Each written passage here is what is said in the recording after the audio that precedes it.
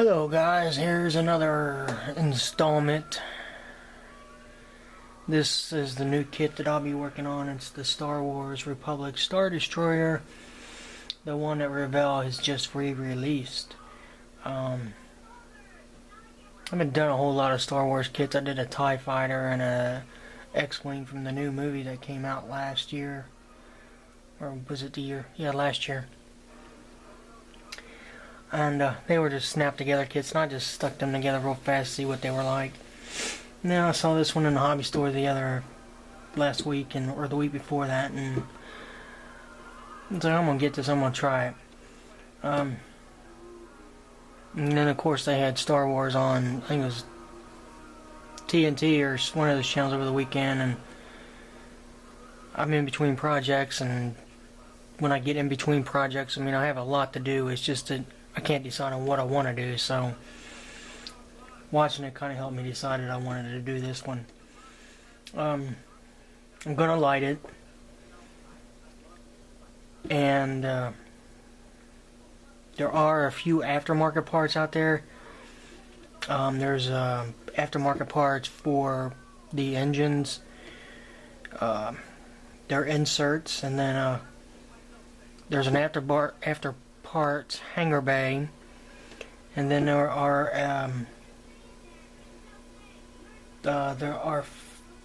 tiny fighters that you can actually get with this kit too. I looked online at different builds and stuff like that. There's a few out there, not very many that I found.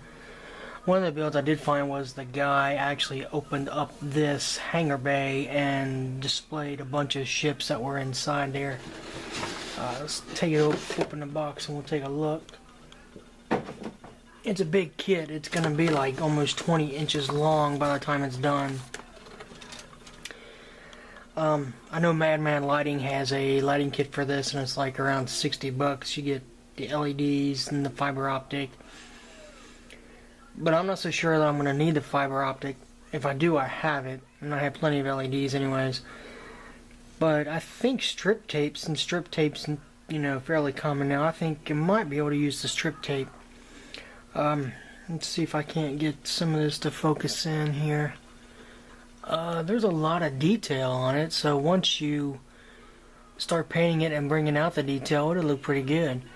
And there are little tiny, let's see if I can point out a couple of them. Let's do one of these up in here. I don't know if you'll be able to see it. There's 4 round pieces there that are light. That looks like they're supposed to be lights. There's 2 here. And there's more on the other rest of the parts. And there's some more of the, looks like these are the engines over here. There's a bay door. I think these are parts of the tower. Believe that's going to be more engine parts. These are the guns. It might be possible to actually put, you really can't see it. It might be possible to drill that out, but I heard somebody say to get, I left a message on one of my other boards, the Star Wars model kit builds that I joined, and somebody said get the photo etch for the gun, so I guess they're out there. I don't know where they're at. I don't know who sells them. But if they are out there, I'll find them. Back of the ship, big engine here. I think that's on the bottom. Some more parts of the engine. Again, here you got the tower. Here's the engine caps for the back, which they're solid. You'd have to drill those out, but I think the engine inserts from Shapeways takes care of this. Again, a couple pieces of the engine. And here's the bottom. This thing's kind of massive.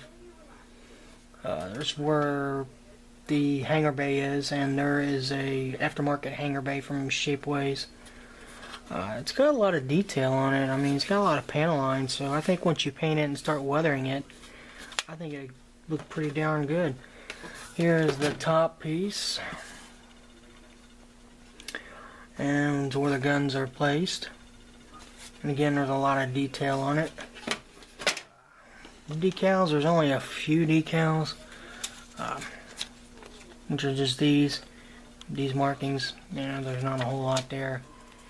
And the instructions are pretty much, excuse me, like Revell's standard booklet. And I did notice something. The windows call for to be colored a gloss light blue. And actually, in the instructions, sorry for that, guys, I just need to see where they've got the white areas on here. Those are windows, so it actually kind of gives you a window guide to drill the windows out. When you start getting to the sides of the ship, like up here, these are supposed to be lights, and I think I have an idea to light this instead of drilling all this out. And I think I have an idea for that. And of course on the bottom here, you can see the little white areas, little round white areas. Those are, I believe, where there's supposed to be windows there. It's pretty standard, straightforward build.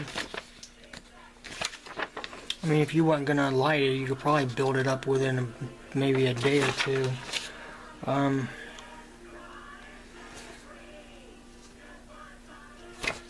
So this is gonna be my next project, I do believe.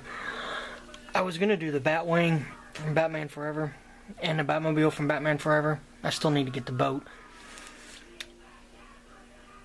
But instead of trying to light that, the sides and the areas where they need to be lit with drilling holes and putting LEDs and having hot spots, I think I've got another idea of how to get it all lit. And as soon as I get it ordered and it comes in, I'll make a video and explain that part, because I may end up using for this build, and I'll talk about that when I get it in. Also, real quick, I'd like to thank Gil from Red Dragon Model Works and the Styrene Syndicate for his videos on airbrushing, airbrush cleaner. I've had my Iwata Eclipse for about 5 years now, and I never knew that there were a couple parts on there that I could actually take off. And I took it apart tonight, and yeah, it's pretty nasty. I am very, very surprised it still actually works. So I'm going to be cleaning my airbrush really good before I start putting any more paint through it. I'm either going to let the parts soak in a cleaner for a little while, or I may just put them in a ultrasonic cleaner, because they're that bad, and I'm quite ashamed. But I didn't know that you could actually take I didn't know you could take the air stem apart. I didn't know that could come out of the gun. And I didn't know that, there we go. I didn't know that little bitty tip on the end, I did not know that came off there. And as all these years I've been cleaning it, and I do a pretty good job cleaning it, I didn't know that came off. And I actually have another nozzle that I still have, brand new one, that's still sealed, that I'm not going to, once I get that nozzle cleaned real good, I mean, I won't have to use the new one, so I'll just keep it as a spare for now. But I'd like to thank him, and I look forward to the rest of his videos in a series on airbrush painting and things like that.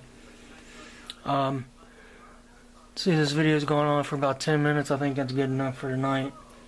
I'm going to go ahead and get this uploaded. And I love my new internet speed. I mean, a 10-minute video for me, I can upload it in 10-15 minutes and it's uploaded. It is amazing. It beats waiting 6 to 8 hours to upload a video. That's it for tonight.